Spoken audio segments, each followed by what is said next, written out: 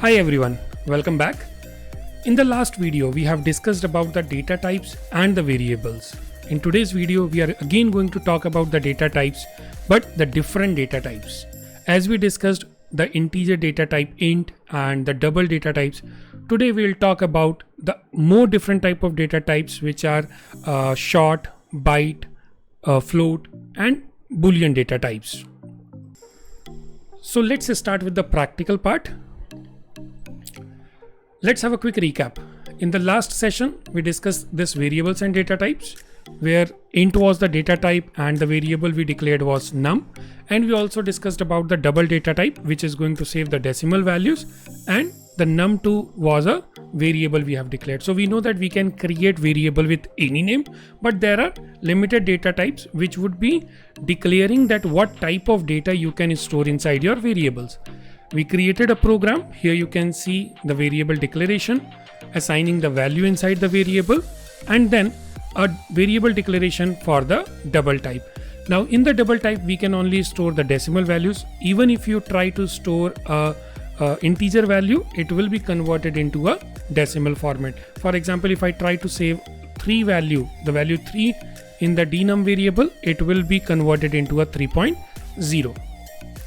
So let's start with understanding of the byte, short, int and long variables, then float and then Boolean. We'll understand why are these variables required when already we have int or double. Okay, let's start with this. So for today's session, I'm going to create a new folder. We'll call it as session-04. I'm going to keep the folder name as mapped with our video number. So it would be very easy for me to share the code also with you guys. And you also can find it on the Git repository. So in the session 4, let's create a new README file and a Java file. So new file, I'll call it as datatype demo.java. So I'll be considering this program for all the data types we are going to discuss, and we'll remove this package statement for now. We have not yet discussed about packages, and once we will move to the package chapter, we'll discuss about these packages. Okay. Right. So the first thing we need to include in our program is the main method, the starting point of your program.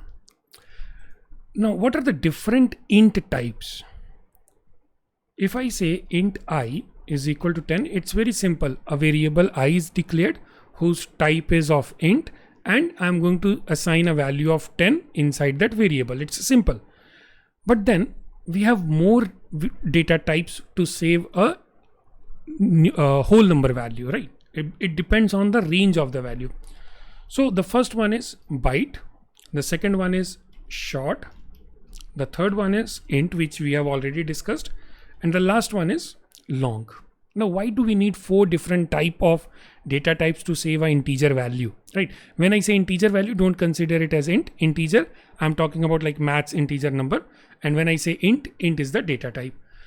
Byte is a data type which is going to store a very small value, and the range of that value can be -128 to 127. So that is the range of the value which you can store inside a byte variable. That means if I'm going to declare a byte variable, right? Let's say I'm going to declare a byte variable, byte b1 equals, I'm going to say the value is 127. So this is fine. It will accept this value. It will save it inside the b1 variable. If I am trying to store any value which is larger than this, right? It is not going to save it. It will give some loss of precision, right? And then it will throw an error. It's not going to accept 128 in b1. There are different ways, like I can typecast it, I can convert this value and I can put it inside b1, but that will bring some loss of the value, right? Which is not good. We'll come to that point also later. So byte b1, maximum value you can store is 127, and the minimum value I can store is -128. Going ahead, I can declare a short variable, short, I'll call it as s1. The short variable can take a bigger value than byte, but lesser than the range of int. So if I say what is the range of short, so it would be 2 raised to power 15 minus 2 raised to power 15. Okay, minus 2 raised to power 15 to 2 raised to power 15 minus 1. So that's a big value. You can find the exponent of 2 raised to power 15 and then subtract 1. So that is the minus, the maximum value of the short. And similarly, you can go for the int. So for the int, you have to find the power of like 2 raised to power 31. And for the long, you have to go for the 2 raised to power 63. So, or we can calculate it this way, that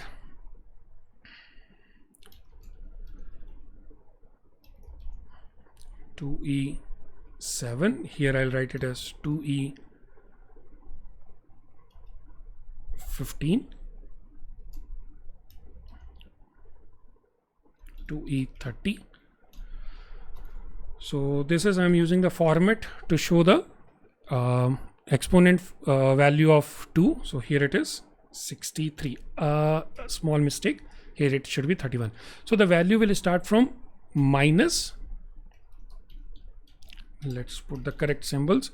So minus 2 raised to power 15 to 2 raised to power 15 minus 1. Okay, and similarly here also it would be. So this is going to be a big range, very big value. And 2 raised to power 31 minus 1. Similarly, 2 raised to power 63 to 2 raised to power 63 minus 1. So it's quite big range value.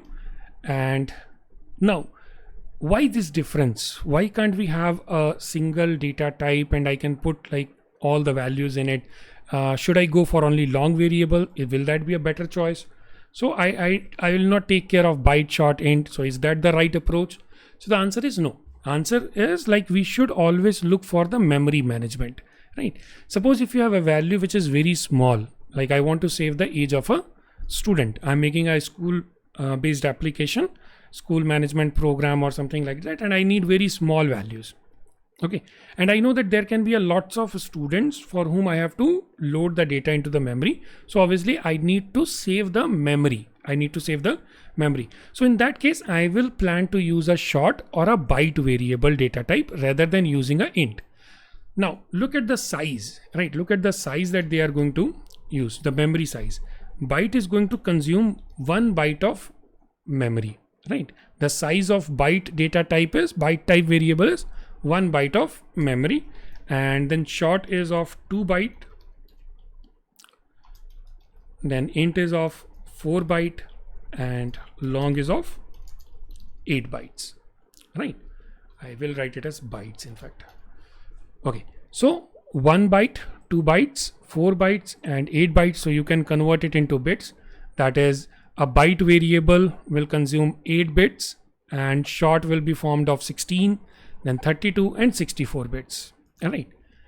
Now, if I say that I want to save a value which can be like few thousands, so what would be the better option? I'll go for the int value.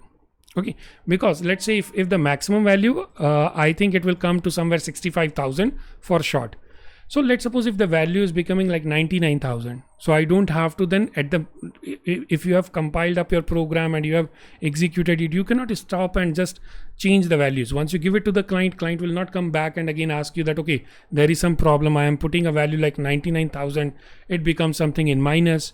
Why is this happening? So you will think of, okay, because I have set the max limit as 65,000, I would have to go for int. Right. So in that case, always take care of the values, always take a like bit bigger data type rather than only putting the end-to-end type of size, right? Okay, so now if I look at the double, what is the size of a double type? Double type is having a very big range, right? And what is the size? So size is 8 bytes. It is consuming 8 bytes of memory. It is consuming 8 bytes of memory. Whenever I am declaring up a double variable, it will consume 8 bytes of memory, right? And whenever you are declaring up, whenever you want to assign a decimal value, by default it is a double. By default it is a double. Now, I want to save a very small decimal number like 0.004 or 3.5, 7.6, 8.9. So now I can use a float variable. Float variable is of 8 bytes. Sorry, 4 bytes. So double is of 8 bytes, float is of 4 bytes.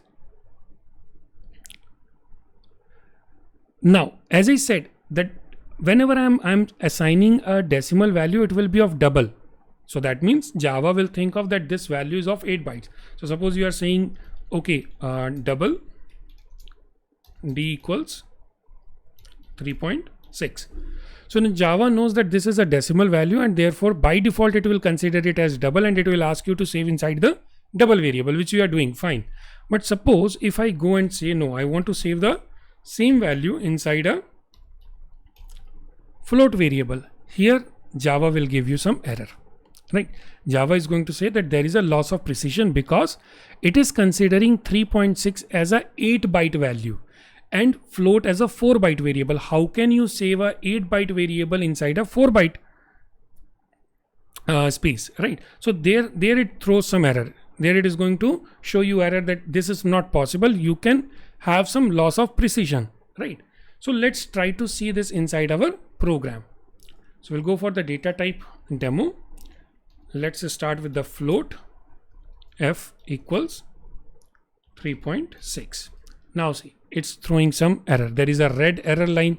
What actually it is? It's saying type mismatch, cannot convert from double to float, right? That is a type mismatch. So it cannot convert the double to float. The reason is again the memory size. It is considering 3.6 might be a 8 bytes value. Why are you storing it inside a 4 bytes space? But then you are aware that, okay, the value which I am receiving is of 4 bytes. I know that maximum it will consume 4 bytes. So I am going to save it inside the float variable, and you can add a suffix for this. So a letter suffix f, right, in lowercase or uppercase can be put to the value and then saved inside the float f, right? So this is fine. But suppose if you have a double variable, double d is equal to, let's say, 2.1, right, and float f equals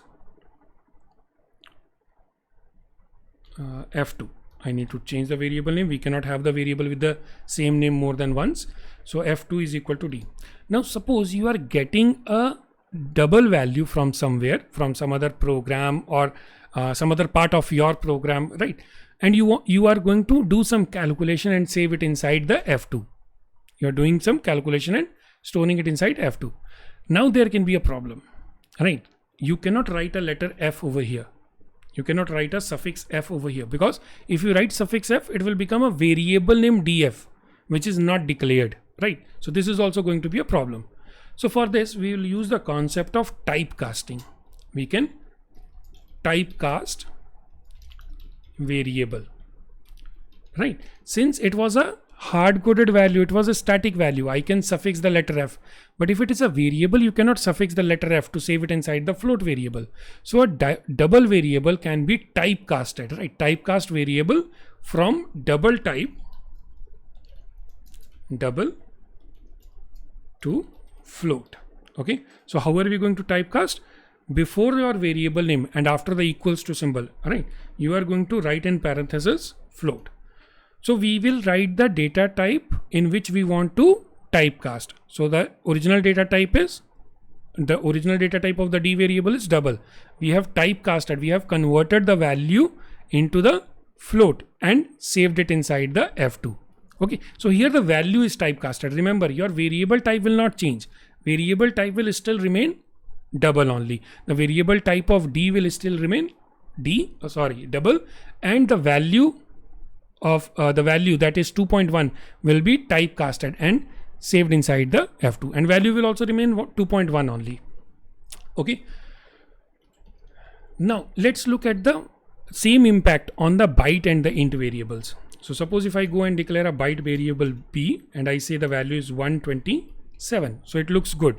Let's print the values also. System.out.println, and it's b variable.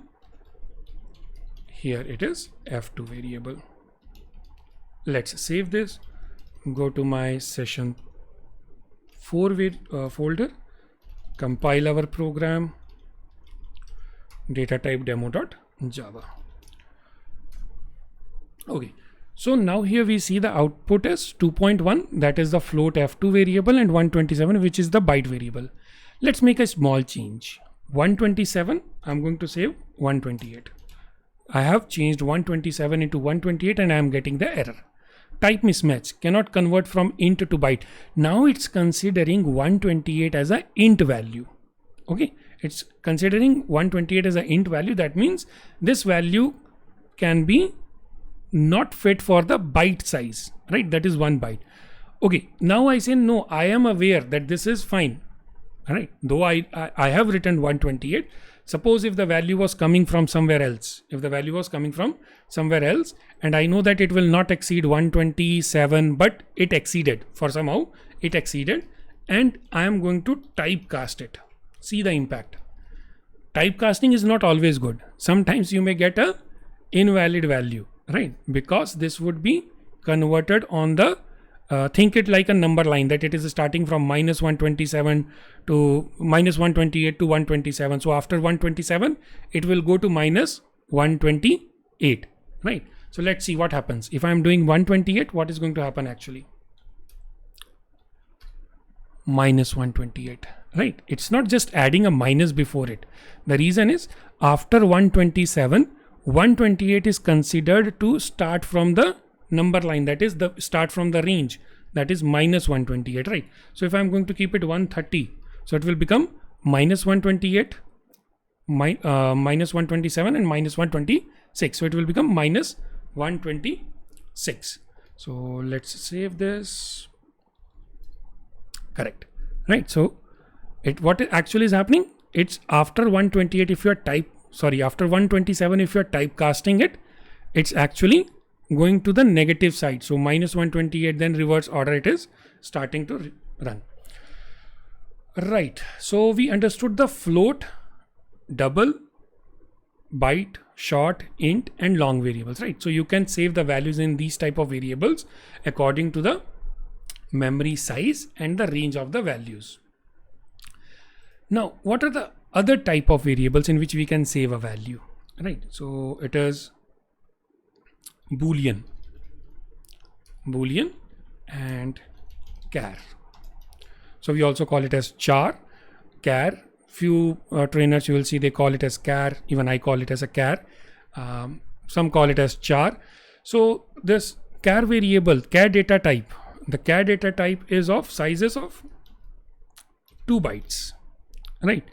So this is of 2 bytes and it will store any character A to Z, any symbol, any value can be stored inside this, but it will be only saved as a single character, right? How many characters it can store? Stores a single character. Okay, stores a single character. And when I talk about the Boolean, right? Boolean has a fixed value. And that is true or false. It's only going to store a true or false, right? It takes a 2 bytes variable, 2 bytes size, but it is only storing 1 bit inside that, right? So it's only a true or a false, single bit value. Now let's see the quick example of char and Boolean. We are going to take a char variable equals, I'm storing a single letter A. If I go and store like multiple characters, it will throw an error. See, invalid character constant. Only a single character within single quotes. You can see within single quotes. When you are writing up a character, you have to write it as a single quotation. If you are going to put it double, that means it becomes a string and the total type is actually changed. You cannot store a single character inside double quotations inside the char data type variable ch. Okay, so what is the fix over here? We need to put a single quotation. All right, so let's go and print this system.out.println. ch. Whenever we are trying to print a variable, remember, whenever we are trying to print a variable, don't put double quotes here, right? In the very first session, we had written a hello world greeting. So that was a string. We wanted to print the hard-coded text. So there we are using the double quotes. But when we have to print the variable, don't put your variables between the double quotes symbol. Okay. Next, we'll use a Boolean. So Boolean is employee exist, or let's call it as is product exist, right? Exist in stock equals. So Boolean is product exist in stock. Boolean is my data type. Is product exist in stock is a variable name. Okay, and here we are going to give a value like true or a false. I can save a true or a false, and this true or false also can be compared. It can be calculated. We'll see in the upcoming videos how can you check the values for a true or false value, right? We can check that, okay, if a number is greater than or lesser than 0, we can consider it as a true or false condition, right? So I'm just putting it hard coded. I'm taking up a variable name and saving a value false. So if I'm going to sysout, it shortcut is sysout. So sysout, the value is product exist in stock. It will print a false value. Anyone who is coming from C++ background, remember Booleans in C++ were saved as 0 and 1, right? In comparison to C++, here you have to save the Boolean as a true or a false value. Okay, true or a false value, and they are true or false literals.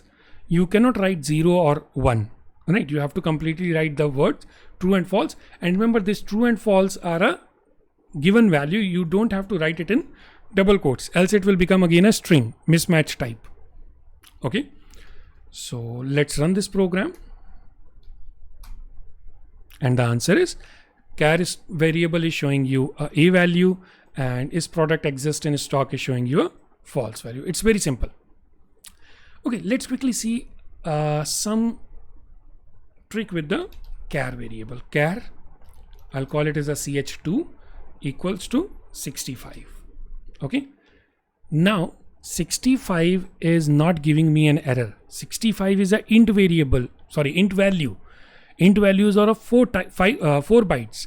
Char data type is of 2 bytes, but still I am not getting the error, right? And if I go and print this, let's see what happens. System.out.println ch2. So I'm going to print this value. Let's compile it, run it, and see, it is not printing 65, it's printing A. So here your value is by default implicitly typecasted inside the char. So 65 is implicit typecast to the char value, right? So here it is using the ASCII value, kind of ASCII typecast, right? So 65 is the ASCII value for A. ASCII value for A is 65. So when you are saving the 65, you are assigning 65 in the character variable, char variable, it is converting it into the uppercase character A. Okay, and similarly, if you are going to use I variable, let's call it as a ASCII value equals A. So here also implicit typecast is being done, right? So there is a concept of implicit and explicit. Implicit, which Java is actually doing, and explicit, which the programmers are going to write, right? So here there is a explicit typecast. Here we have a implicit typecast. Here A is implicitly typecasted into the int value. So the value will be 65. So if I am going to print the ASCII value, all right, so it will print 65. So when I was saving 65 inside the char, it printed A. When I'm saving A inside the int variable, it is printing 65, the ASCII value. One more thing over here. I was talking that 65 is an int value. Let's think it as a 4 bytes, but char is only of 2 bytes. So how it is actually saving it?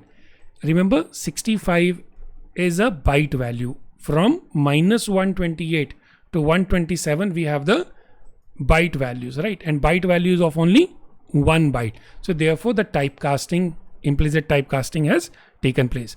Whenever the value from smaller to larger data type is being assigned, it will be implicitly typecasted, right? But whenever you have to go from a larger data type to a smaller one, you have to do an explicit typecast, like you are doing it in the case of double to float, right? Or even if you want to do it in the case of int value equals to, let's say I'm doing a 3.6, int value is equal to 3.6, or let's take a double variable here. I have a double variable named as d. I'll keep it over here. Now see, this will be an error because double is of 8 bytes, right? Double is of 8 bytes, and then here the int is of 4 bytes. So I have to do an explicit typecast. And when you are doing an explicit typecast of a double value, remember 3.6 would be reduced, sorry, 2.1 would be reduced to only 2. Okay, 2.1 will be reduced to 2 only. So let's quickly print it and verify. Sys out value. Quickly compile, run, and here you can see the output is only 2. D value was 2.1, which is actually now printing only 2, right? So we have seen almost all the data types: float, double, short, int, byte, long, and then char, and then boolean. Okay, these are also called as the primitive data types. This is one very important term you have to remember: primitive data types, right? The data types which are provided by the language, by the Java, right? The data types which are provided by Java, these are called as a primitive data type. The other type of data types are derived data types. Derived data types. Now what are derived data types?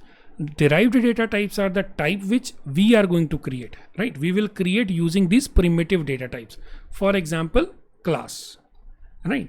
For example, a class. We are going to use the class to create a data type, right? We'll use create a custom data type. So those are called as the derived data type, which would be created using the existing primitive types. So that's all, guys. We have understood the data types. In the next video, we are going to talk about the operators. How can we use these variables to calculate the values, right? Or compare the values. So calculation or comparison. So we'll see all different type of operators, like arithmetic operators for calculation, comparison operators for comparing the value. It would be very easy. We'll be trying to complete it in one video, and then we'll move to the next topic, might be variable scopes or something else. Okay, so that's all for today's video. Thank you everyone. Bye.